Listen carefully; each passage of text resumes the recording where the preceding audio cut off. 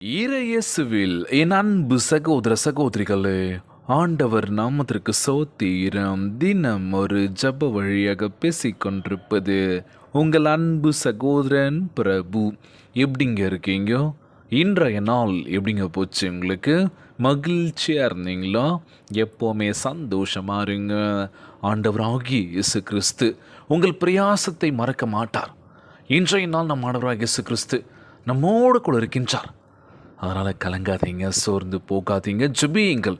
தினந்தோறும் ஜெபியுங்கள். நம் ஜெப விண்ணப்பத்திற்கு பதிலளிக்கக்கூடிய நேரம் வந்துடுச்சிங்க. கலங்காதீங்க, சோர்ந்து போகாதீங்க, மனம் உடஞ்சிடாதீங்க. எதுவுமே நடக்கலை அப்படின்னு சொல்லி நிச்சயமாய் நடக்க போகுதுங்க. நீங்கள் சாட்சியுள்ள பிள்ளைகளாக இருக்க போகிறீங்க. அது மட்டும் இல்லாமல் ஒவ்வொரு நாள் நம்ம ஆண்டவராகிய இயேசு கிறிஸ்து நம் வாழ்க்கையில் நடக்கக்கூடிய ஒவ்வொரு விஷயத்தையும் பார்த்துட்ருக்காருல. நல்ல விஷயங்களும் நடந்துகிட்ருக்கு, கெட்ட விஷயங்களும் நடந்துகிட்ருக்கு, எல்லாமே நடந்துகிட்ருக்கு. எல்லாமே கலந்தது தான் அப்படின்னு சொல்லுவாங்கள்ல. ஸோ நம்ம வாழ்க்கையில் எப்போவுமே சந்தோஷம் இருக்குமான்னு கேட்டால் கேள்விக்குறி மட்டும்தான். எப்போவுமே சோகங்கள், எப்போவுமே துக்கங்கள் இருக்குன்னு பார்த்தா அதுவும் இருக்காது. எல்லாமே கலந்த கலவையாக தான் நம்ம வாழ்க்கையில் ஒவ்வொரு நாளும் பார்த்துட்ருக்கோம். ஒவ்வொரு மனிதர்கள் நம்ம சந்திக்கிறோம்ல. எல்லாருமே அன்பை கொடுப்பாங்க, அன்பாக இருப்பாங்க நம்ம நினைக்க மாட்டோம்ல. யார் யார் எப்பப்போ எப்படி மாறுவாங்கன்னு தெரியாது. இவங்களுடைய கேரக்டர் எப்படின்றது தெரியாதுல்ல. நல்லா தான் பேசிகிட்டு இருப்பாங்க, நல்லா தான் பழகிட்டு இருப்பாங்க. ஆனால் இவங்க இந்த விஷயம் செஞ்சாங்களா அப்படின்ற மாதிரி இருக்கும்ல. ஸோ இன்றைய நாள் யார் நான் முழுமையாக நம்புறது? யார் மேல் நான் அதிகமாக பாசத்தை வைக்கிறது? நம்புங்க நம்ம ஆண்டவராகிய இயேசு கிறிஸ்து. விசுவசிங்கள், ஜெபியுங்கள். வீட்டில் இருக்கிற 2 பேர் நம்ம கூட எப்போவுமே ட்ராவல் பண்ணிகிட்டே இருக்காங்க. வேறு யாரும் இல்லை, அம்மா அப்பா மட்டும்தான். ஸோ அம்மா அப்பாவுக்கு நம்ம கீழ்ப்படியும் பிள்ளைகளாக இருக்கணும், உண்மையுள்ள பிள்ளைகளாக இருக்கணும். எந்த விஷயத்தையும் நம்ம மறைக்கக்கூடாதுல்ல. அப்பா அம்மா கிட்ட கண்டிப்பாக ஷேர் பண்ணுங்கள், மனம் விட்டு பேசுங்க. இன்றைக்கி எத்தனையோ பெற்றோர்கள் கண்ணீரும் கவலையுமா கேட்குற விஷயம் என்னென்னா, என் பையன் என் பொண்ணு எந்த விஷயமும் ஷேர் பண்ண மாட்டுறாங்க பிரதர். வராங்க, சாப்பிட்றாங்க, தூங்குறாங்க, ரூமுக்கு போகிறாங்க, ஃபோன் எடுத்துக்கிறாங்க, நம்மளை பேசுகிறதுக்கான ஒரு ஸ்பேஸ் கொடுக்க மாட்டுறாங்க. அவங்க பாட்னு இஷ்டத்துன்னு இருக்காங்க பிரதர். சொல்லிட்டோம் அப்படின்னா கோவம் பயங்கரமாக வருதுன்னு சொல்லி வருத்தப்படுறாங்கல்ல. ஸோ அப்பா அம்மாவுக்கு நீங்கள் சொல் பேச்சு கேட்கல அப்படின்னா வெளி உலக வாழ்க்கை ரொம்பவே கடினமாக இருக்கும் அப்படின்னு சொல்லுவாங்களாம். ஏன் பிரதர் இப்படி சொல்கிறீங்க? நிச்சயமாங்க. தாய் தகப்பனை கனம் பண்ணுங்கள். அவங்களுக்கு என்ன வேணுமோ செய்யுங்க. அவங்களுக்கு பிடிச்ச விஷயங்கள் பண்ணுங்கள். அவங்க என்ன சொல்கிறாலும் அது காது கொடுத்து கேளுங்களேன்.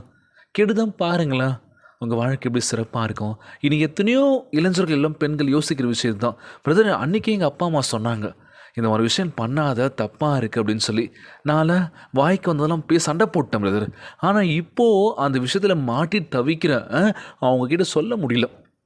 ஐயோ என்ன பண்ணுறதுன்னு தெரில. அன்றைக்கே சொன்னாங்க இந்த விஷயம் பண்ணாதே, இது தப்பாக இருக்குது அப்படின்னு சொல்லி. நான் தான் எதிர்த்து பேசி கோவப்பட்டுட்டேன். இப்போ மாட்டிட்டு முழிக்கிறேன் பிரதர். அப்பா அம்மா சொல் பேச்சு கேட்டிருக்கலாமோ? அவங்க சொல்கிறத கேட்டு நான் நடந்துருந்தால் இன்றைக்கி வாழ்க்கை சிறப்பாக இருந்திருக்குமோ? சில பல கேள்விகள் நமக்குள்ளே இருக்குல்ல. இன்றைய நாள் நம்ம ஆண்டவராகிய இயேசு கிறிஸ்து. கலங்காதீங்க, சோர்ந்து போகாதீங்க. பெற்றோருக்கு கீழ்ப்படியும் பிள்ளைகளாக நீங்கள் இருந்துட்டீங்கனாலே வாழ்க்கை சிறப்பாக இருக்குங்க. ஆண்டவராகிய இயேசு கிறிஸ்து அதான் எதிர்பார்க்குறாரு. நீ அம்மா அப்பாவுக்கு கீழ்ப்படியும் பிள்ளைகளாக இருந்துட்டா போதுமே, அடுத்தது எனக்கு நீ கீழ்ப்படியும் பிள்ளைகளாக இருந்துருவல்ல. ஒழுக்கம் வாழ்க்கையில் ரொம்ப முக்கியம் அப்படின்னு சொல்லுவாங்களாம். ஸோ எங்கே போனால் நம்மளுடைய நடவடிக்கை உன்னை பார்த்ததுமே தெரிஞ்சிடணும். உன்னை பார்த்ததுமே ஜட்ஜ் பண்ணுறாங்க. இந்த பையன் இந்த விஷயத்துக்கு கரெக்டாக இருப்பான்ப்பா, இந்த விஷயம் அவன் பண்ணுவான்ப்பா அப்படின்னு சொல்லி. அதை எப்படி கண்டுபிடிக்கிறாங்க பிரதர்? தெரில பிரதர். நான் எத்தனையோ இன்டர்வியூலாம் போயிருக்கேன். என்னை பார்த்ததுமே ஏகப்பட்ட கேள்விகள் கேட்குறாங்க. நடா இது அப்படின்ற மாதிரி இருக்குது. அப்புறம் கால் பண்ணுறேன்னு சொல்கிறாங்க. எனக்கு அடுத்து போன பையனுக்கு ஈஸியாக கேள்வி கேட்டான்னு தெரியல, அவன் செலக்ட் பண்ணிட்டாங்க, உடனே நாளைக்கு ஜாயின் பண்ணுங்கன்னு சொல்லிட்டாங்க பிரதர். ரொம்பவே கஷ்டமாக இருக்குது. தோற்றங்களை வச்சு நம்மளை எடை போடுற ஒரு சில கூட்டங்கள் நிறைய பேர் இருக்கலாம். ஆனால் நம்ம நடந்துக்கிற விதத்தை பார்த்துட்டு ஐயோ என்னடா இது, இவனை நம்ம இப்படி நினச்சிட்டோமே அப்படி சொல்லக்கூடாதுல்ல. இன்றைக்கி அதை அப்படி தாங்க பழகிறாங்கல்ல. நல்லா இருக்கான், நல்ல விஷயங்கள் பண்ணுறான், இவன் உண்மையாக இருக்கான், எல்லாத்துலேயும் செயல்பாடில் துடிப்பாக இருக்கான். ஆனால் அவன் சமுதாயத்தில் எங்கேயோ ஒரு மூலையில் தான் இருக்கான். பொய் சொல்லிக்கிட்டு சில பல விஷயங்கள் பண்ணிக்கிட்டு சமுதாயத்தில் ஏதோ பண்ணிகிட்ருக்கான். ஆனால் அவன் முன்னேறி போயிட்டுருக்கான் வாழ்க்கையில். அவனுக்கு முன்னுரிமை கொடுக்குறாங்களோ. கவலைப்படாதீங்க, அவங்கள பார்க்காதீங்க. அவங்களுடைய வாழ்க்கை சீக்கிரமாக முடிஞ்சிடும். என்ன பிரதர் இப்படி சொல்கிறீங்க? இல்லைங்க, அவங்க பார்த்திங்கன்னா என்ன பண்ணுறாங்க, பொய் சொல்லி ஏமாற்றி ஒரு சில விஷயங்கள் பண்ணிகிட்ருக்காங்க. அவங்களுக்கு முன்னுரிமை கிடைக்குது. ஆனால் ஒரு காலகட்டத்தில் அவங்க டவுன் ஆகும்போது நம்ம அங்கே ரீச் ஆகும். ஸோ உண்மைக்கு எப்போவுமே பலன் உண்டு. பொய் சொல்லிக்கிட்டு ஏமாத்துறவங்களுக்கு நிச்சயமாக ஒரு இடத்துல அடிகள் உண்டு. அதனால் கவலைப்படாதீங்க. உண்மைக்கு உழைங்க, உண்மையான விஷயத்தை நோக்கி ஓடுங்க. நிச்சயமாக நம்ம ஆண்டவராகிய இயேசு கிறிஸ்து ஒருபோதும் நம்மளை கைவிட மாட்டார். நான் உன்னை விட்டு விலகுவதும் இல்லை, உன்னை கைவிடுவதும் இல்லை என்று வாக்கு கொடுத்திருக்கின்றார். மகளே மகனே கலங்காத, உன் கண்ணீரை துடைக்கப் போகின்றார், கவலையெல்லாம் அகற்றப் போகின்றார். இன்றைய நாள் ஜெபம்.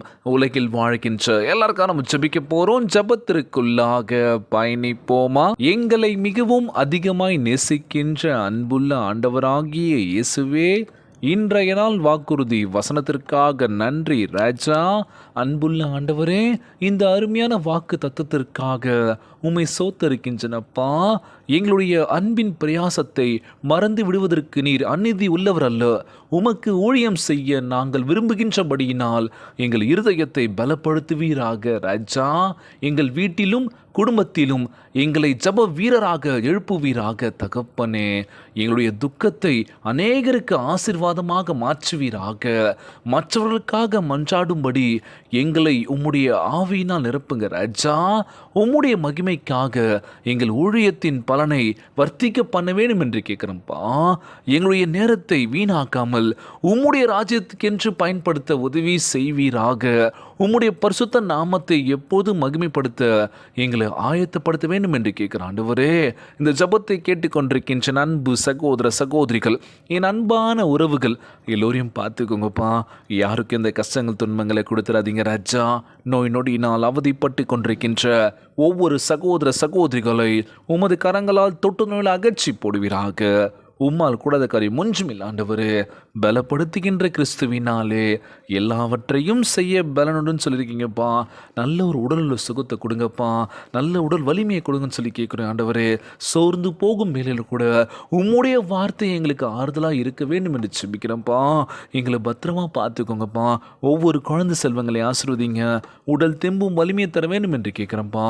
கணவன் மனைவிக்குள்ள ஒற்றுமையை கொடுங்க, சமாதானத்தை கொடுன்னு சொல்லி கேட்குறேன்ப்பா.